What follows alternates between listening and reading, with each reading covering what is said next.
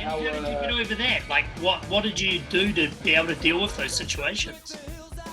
I think at the end of the day, you've got to accept that you can't please everybody in this lifetime, man. I think most of our grandparents probably would have told us that at a young age.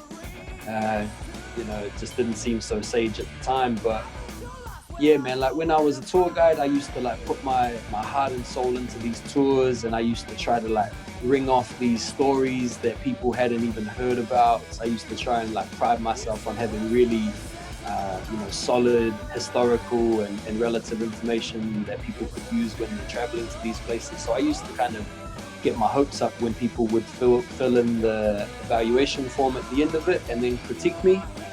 And no matter how much I thought or how highly I thought of myself, when I reflected, I was like, yeah, man, okay, every city I nailed, every check-in we nailed, we were never late for nothing, nobody lost anything, nobody got mugged, there were no incidents. Like, man, this is gonna be a wicked score, I'm gonna get amazing feedback.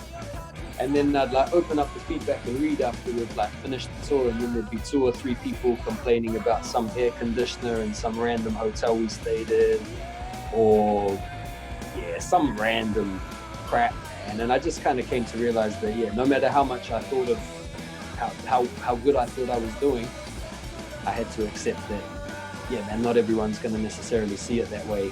And I guess the more the smaller you can make that amount of people, that's all you can really hope for, really, at the end of the day, man. Right, and that's a great skill to have, right? Like, I guess sort of eliminating the ego, maybe?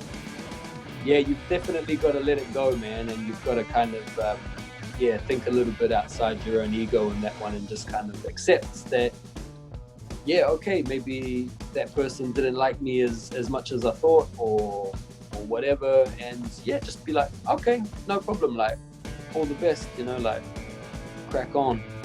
But getting hung up or holding on to that rejection, or seeing, like I said, that member training with that other trainer that is a douchebag or whatever, and you're just like, what's wrong with me? Like, you can't even like worry about it, man. Like, you got to know yourself enough to know that, okay, they're lost, basically, and